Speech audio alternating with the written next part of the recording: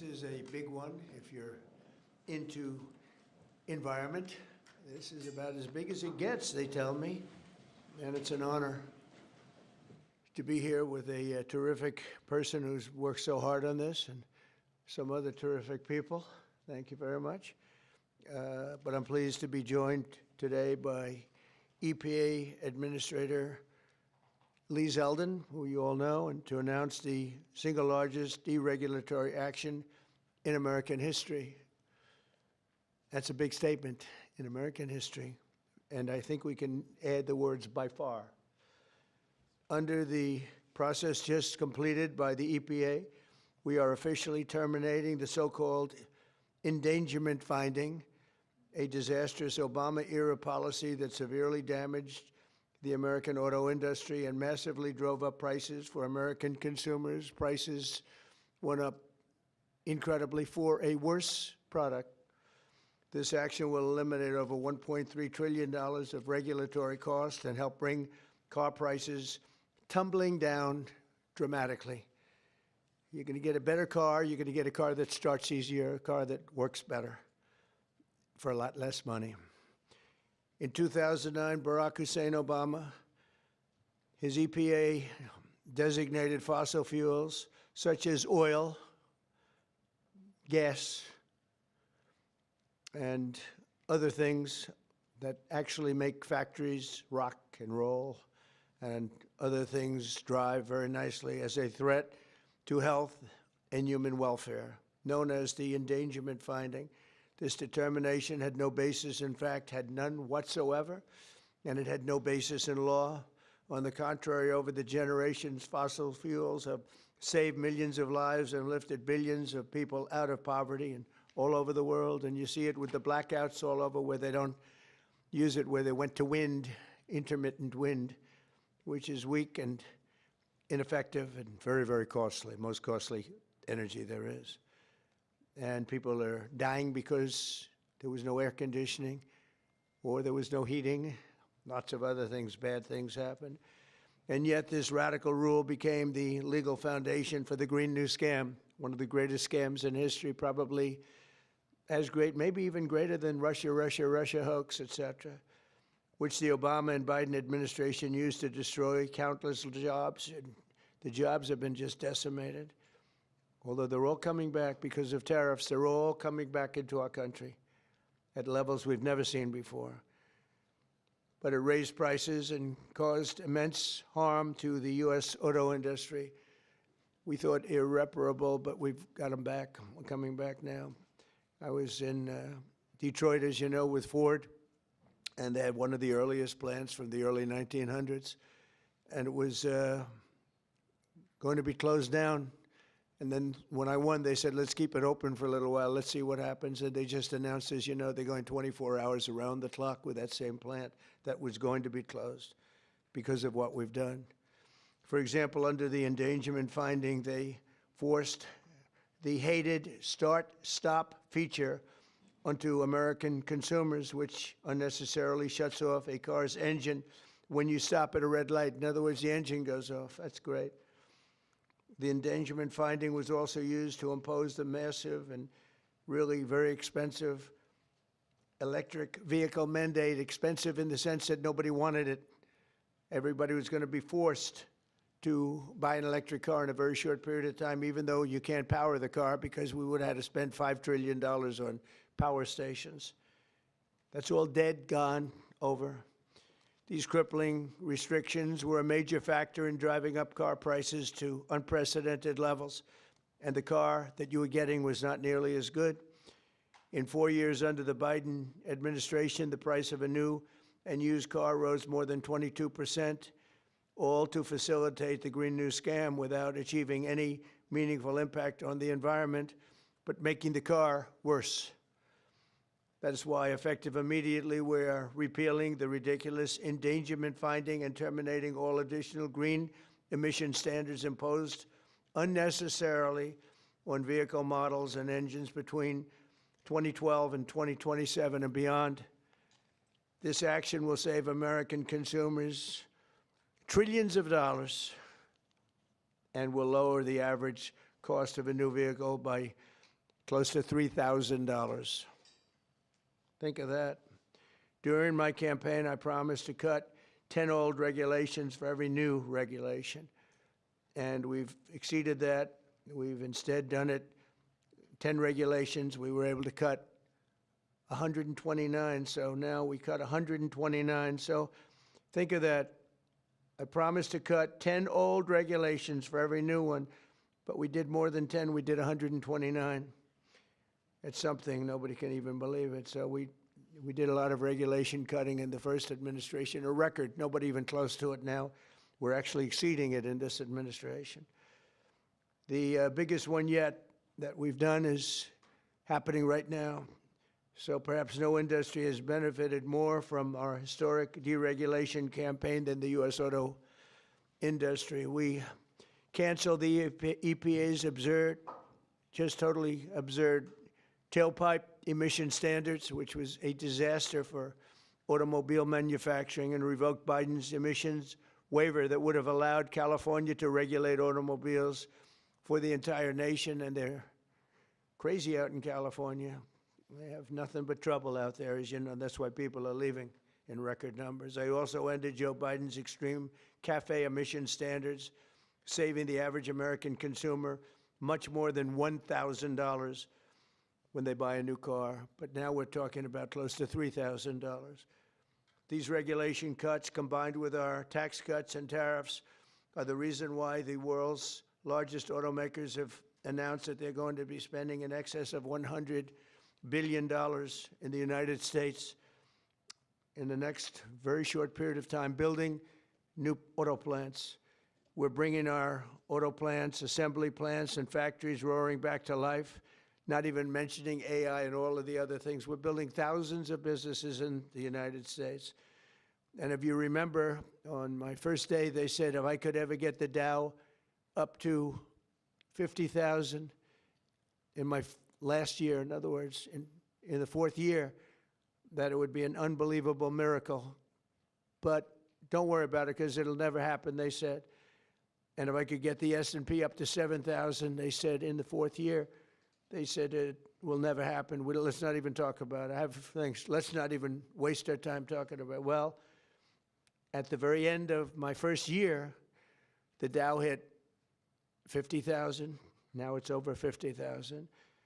And 3 days before that, the S&P hit 7,000. So we didn't have to wait till the end of the fourth year. We just waited till the end of the first year. We've never had a country in a position like this, and a lot of it's due to tariffs, and a lot of it's due to the fact that we had a great election, and a lot of good things have been done. One of the good things I did was put Lee Zeldin in charge of our environment. So I'm going to ask Lee to say a few words. Thank you very much. Thank you, Mr. President. This is a big deal. Under President Trump's leadership today, the Trump EPA has finalized the single largest act of deregulation in the history of the United States of America.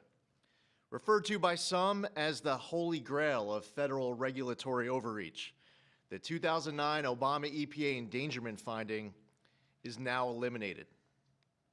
This action will save American taxpayers over $1.3 trillion. What that means is lower prices, more choices, and an end of heavy-handed climate policies.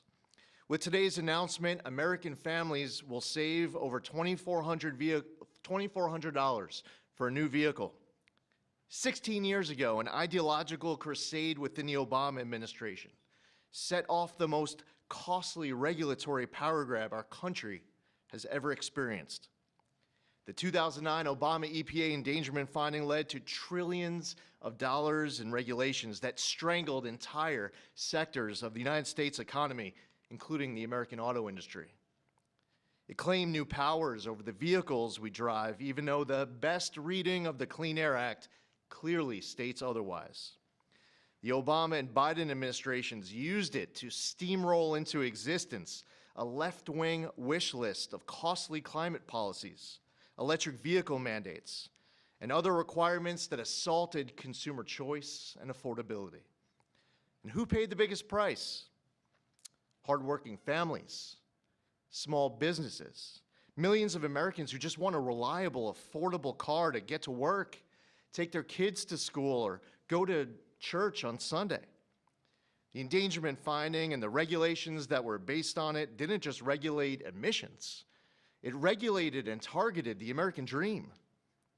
And now the endangerment finding is hereby eliminated, as well as all greenhouse gas emission standards that followed. The red tape has been cut. Manufacturers will no longer be burdened by measuring, compiling, or reporting greenhouse gas emissions for vehicles and engines. And the forced transition to electric vehicles is eliminated. No longer will automakers be pressured to shift their fleets towards electric vehicles, vehicles that are still sitting unsold on dealer lots all across America. And as a cherry on top, we are ending the federal government's push to get manufacturers to install that Obama switch, the almost universally despised start-stop feature. There will be no more climate participation trophies awarded to manufacturers for making Americans' cars die at every red light and stop sign. It's over, done, finished. Under President Trump's leadership, vehicle manufacturers can once again build what Americans want, not what politicians and bureaucrats in Washington demand. President Trump campaigned on reviving the auto industry, and he continues to deliver win after win after win, ending electric vehicle mandates, getting rid of the Biden CAFE standards with Secretary of Transportation Sean Duffy, and securing massive new U.S. manufacturing investments and all of the jobs that come with it. Affordable cars mean opportunity. That means jobs, healthcare, education, and mobility, especially for working families and rural Americans who rely on their vehicles every single day. And this isn't just about making the American economy boom. It's also about restoring the rule of law, a fundamental principle of our great republic. For years, unelected bureaucrats twisted the Clean Air Act into something it was never meant to be. The Obama administration twisted itself into some kind of mental pretzel to invoke authority it didn't have and to sidestep Congress. They claimed that 6 greenhouse gas emissions from vehicles, some of which aren't even emitted from vehicles and trucks, contribute some amount above zero to global climate change, what they said endangered public health. But their wild web of mental leaps isn't prescribed in federal statute. The Obama EPA's house of cards upended the best reading of the Clean Air Act, as well as 50 years of EPA precedent on what constitutes regulable air pollution. In the 16 years that intervened, the Supreme Court has established clear precedent in Loper Bright Enterprises and West Virginia versus EPA. And in light of these Supreme Court decisions and other developments, upon his swearing in last year, President Trump immediately tasked on day one submitting requirements, recommendations, research on the legality and continued applicability of the 2009 endangerment finding. And at Trump's speed, he wanted that research and recommendation turned around instantly. We looked at the Clean Air Act. We looked at what the highest court in the land had said, and we used a very simple metric. If Congress didn't authorize it, EPA shouldn't be doing it. Congress never voted for these climate mandates inside of Section 202 of the Clean Air Act. If Congress wants EPA to regulate the heck out of greenhouse gases emitted from motor vehicles, then Congress can clearly make that the law, which they haven't done for good reason. Today, we dismantle the tactics and legal gymnastics used by the Obama and Biden administrations to backdoor their ideological agendas on the American people. Following the plain language of the law, we have now realigned EPA's rulemaking to reflect the Clean Air Act exactly as it is written and as Congress intended, not as others might wish it to be. Where our predecessors focused on trying to make and please a few fear-mongering climate alarmists, the Trump EPA is making decisions to benefit all Americans based on common sense and reality. And the American people are tired of paying the price of political games. Last November, they voted for an administration that would listen to them. They told us that the price of a newer, safer vehicle was too high. They told us they didn't want cars that shut off at every red light. They told us dealers were sitting on lots filled with electric vehicles that nobody wanted or were buying. The Trump EPA listened. We heard you and we acted. And today's action does not change regulations on traditional air pollutants and air toxics. This EPA is committed to providing clean air for all Americans. Powering the Great American Comeback is based on the singular focus of providing clean air, land, and water for all Americans while harnessing the greatness of the American economy. That's a big difference from our predecessor. We believe that we can and must choose both. If you want an electric vehicle, buy one. If you want a diesel truck, then buy that. If you want a gas-powered vehicle or a hybrid, well, more power to you. That's what freedom and choice look like. We're restoring the rule of law, we're grounding policy in reality, we're giving power back to the American people. And we're bringing back the American dream stronger than ever before. EPA will never waver on its core mission of protecting human health and the environment, and this administration knows we can do that while ushering in the golden age of America. To recap, the 2009 Obama EPA endangerment finding and all greenhouse gas emission standards on light, medium, and heavy-duty vehicles that followed is eliminated. American families now will save over $2,400 for a new vehicle. Today, the single largest act of deregulation in the history of the United States, over $1.3 trillion, the elimination of the endangerment finding is signed, sealed, and delivered. Thank you, Lee. That was long, but good. It was good. Maybe I should say great. It was great, and we appreciate it. Would you have anything to say, Russ? Please. Thank you, Mr. President. Literally no other president would have done this to get at the foundations of the Green New Deal, so tremendously excited that we are where we are today. Great work by Lee. I'm a little worried that this next year will be, EPA alone will be dereg east by the number of things that are going to come out of EPA. So great work to the team. $1.3 trillion in savings, massive historical opportunity. Thank you. Thank you, Russ. Please. Would you like to speak? You're worthy of it. Good man. Thank you, Mr. President. Today is a historic day led by President Trump's leadership. No other president, as Russ said, would have undertaken this and at the speed we did. It was a great team effort. This is the model of the Trump administration, everyone working together, mission aligned. And Lee is also working on cleaning up the horrible situation with regard to farm equipment. You could use John Deere as an example and other companies where tractors are unbelievably expensive and don't work as well because of all of the environmental nonsense that was put on them. Also excavators, any equipment like that, bulldozers, Caterpillar tractor would be a beneficiary, I guess, but the people are going to be a beneficiary because the equipment's going to be a lot less expensive, and it's going to also, most importantly, it's going to work much better, much better. So we're working on that immediately as we speak. And we'll probably make it so that any of that equipment built in the United States will not have to go through this. If it's built outside, I think we'll probably leave the standard the same. If people are going to send us equipment, let them have that standard for whatever it's worth, which is not much.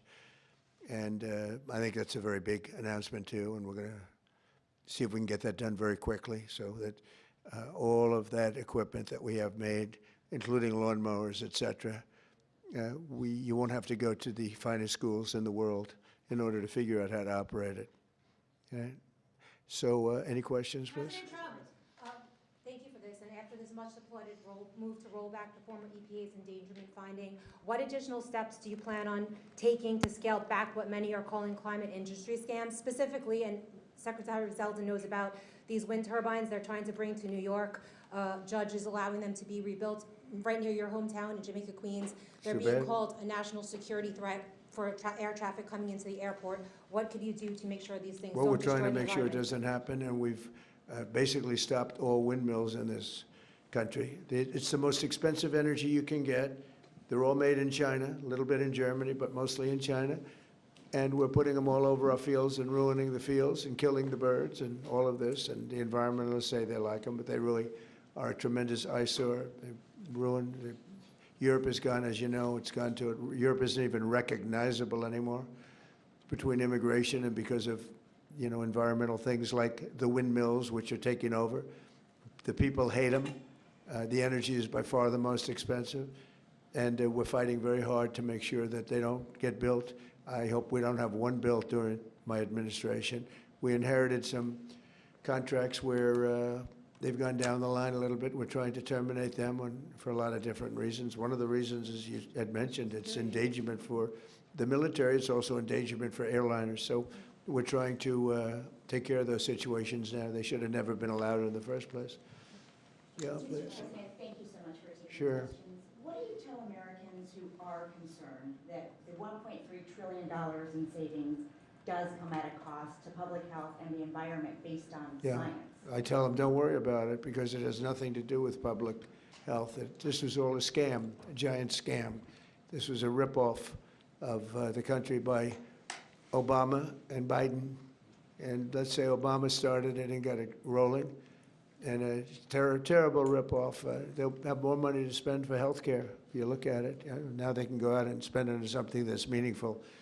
And nobody's doing more for health care than the Republican Party. And that starts with the fact that prescription drugs are going to be coming down at numbers that nobody's ever seen before. They're falling. You know, we were paying the highest prices in the world by far, sometimes by 10 times more than other countries. Now we're going to be paying whatever the lowest price is anywhere in the world. We're going to be paying that.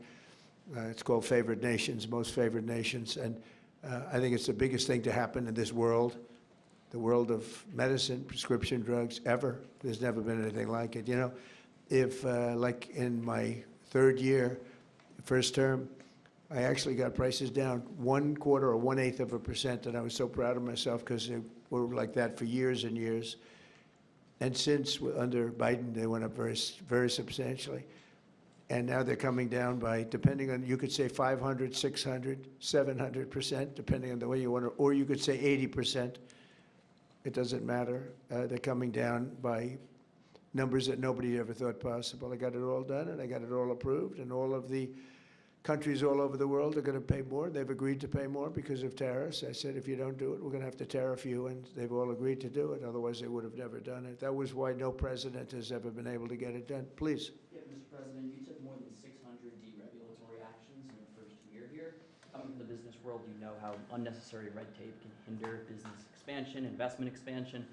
Given the magnitude of this announcement here today and the deregulatory action you took in your first year, how much economic growth can we expect to see as your term progresses? It's a great question. I think that it'll be enormous. Who knows really what the number is, but I can tell you in terms of economic growth, we have $18 trillion being invested in this country right now, the most ever of any country by far, not even close.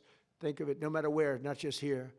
$18 trillion is coming in, and that money is being spent right now as we speak in new plants and equipments. And you may have heard Lee mention, I mentioned also, that over $100 billion is going to be spent in this very short period of time just by foreign auto companies on building auto plants in the United States. The greatest thing that ever happened to the United Auto Workers. You know, the head man was not been nice to me, but now I understand he's saying this is the greatest auto president in history. But the auto workers gave me their vote, and they knew what I was doing, and they know what needed to be done. The tariffs saved them, but this is now taken it to a level that I think, Lee, that nobody ever thought even possible. They thought this was, nobody would have the courage to do it. We have to have the courage to do it because we're making America great again. This is a big factor in making our country great. If you look at some of these cars, they didn't even work. They had computers all over the place trying to save a half an ounce of fuel. We have fuel for the next 500 to 1,000 years under our feet, and they're trying like hell to save a half an ounce of fuel. The whole thing is just crazy. Please, go ahead, please. Mr. President, is climate cooperation with China no longer in America's interest? And could you please confirm that you're going to visit China the first week of April? Yeah, I'll be visiting President Xi in April. Look forward to it. He's coming here later in the year, and I look very much forward to it. No, our relationship with China is very good right now, and this is, not relevant too much having to do with China, what we're announcing today. But no, my relationship with President Xi is very good. Yes? Mr. President, following your meeting with Prime Minister Netanyahu yesterday, has your thinking changed at all as it relates to these negotiations with Iran we have or to the make a deal. timeline with Iran? We have to make a deal, otherwise it's going to be very traumatic. Very traumatic. I don't want that to happen, but we have to make a deal. They should have made a deal the first time, and they got Midnight Hammer instead. And this will be very traumatic for Iran if they don't make a deal. Look, if they don't make a deal, then it'll be a different story. But we had a very good meeting yesterday with Bibi Netanyahu, and he understands, but it's ultimately up to me. If the deal isn't a very fair deal and a very good deal with Iran, then it's going to be, I think, a very difficult time for them in the back. I guess over the next month, something like that. Yeah, shouldn't take, it should happen quickly. They should agree very quickly, yeah. Mr. President, we might be heading into a partial government shutdown. When was the last time you spoke with Chuck Schumer, and do you still feel Democrats are negotiating in good faith? Well, a week ago I spoke, but we have to protect our law enforcement. Actually, the Supreme Court gave a ruling, or one of the courts gave a very big ruling on masks, that you have the right to use them, for personal protection if you want. So I don't know how that interjects. They want our law enforcement to be totally vulnerable and put them in a lot of danger. They have some things that are really very hard to approve, frankly.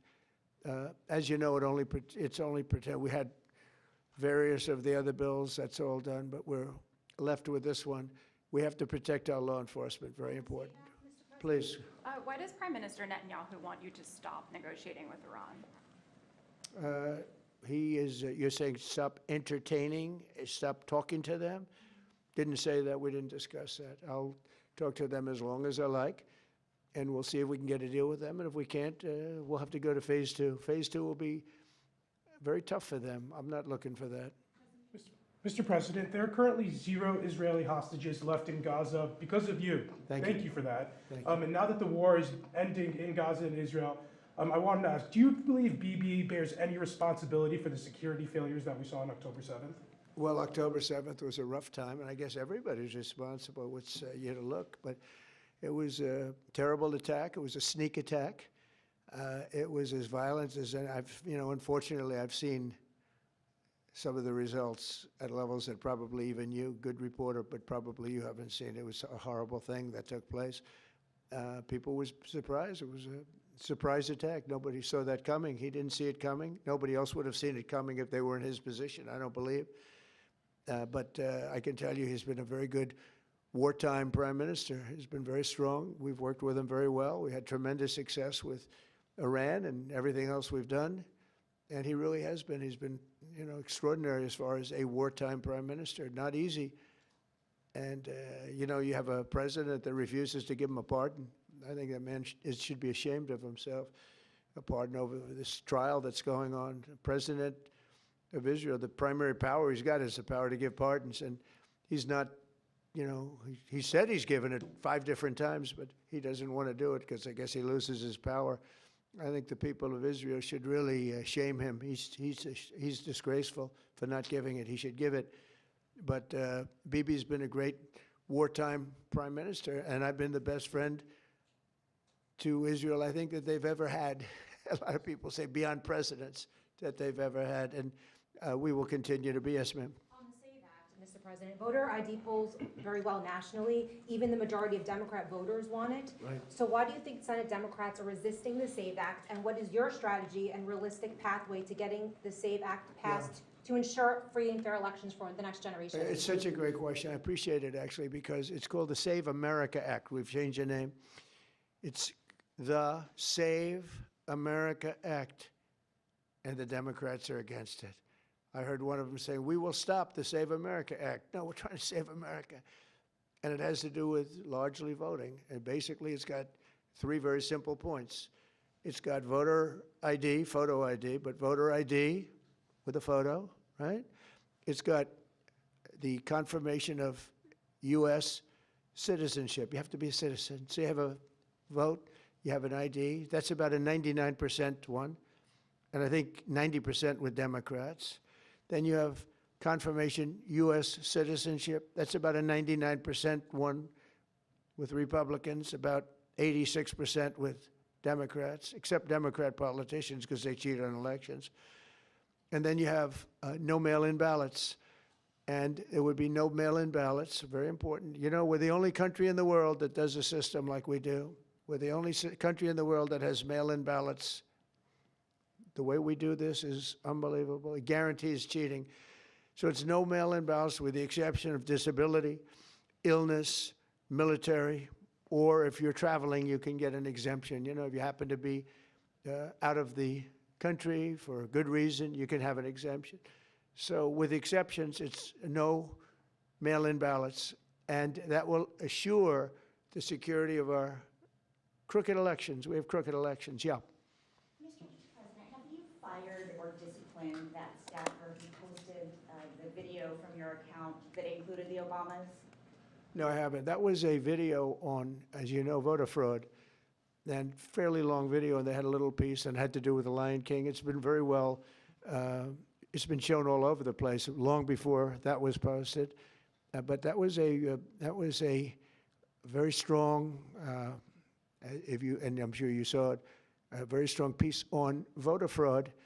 And the piece that you're talking about was all over the place many times, I believe for years. Yeah, please. Mr. President, were you aware that Secretary of Commerce visited Epstein's Island, and do you continue to have No, I wasn't aware of it. No, I didn't.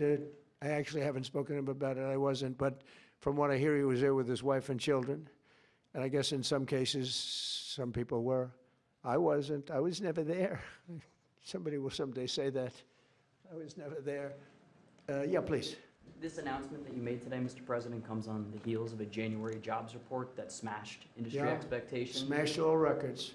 And a big feature of that was you reprivatizing the economy, an economy that was bloated with federal employment under the previous president. What's your message to Americans following this jobs report that smashed industry expectations? Is this just a sign that the best is yet to come? Thank you.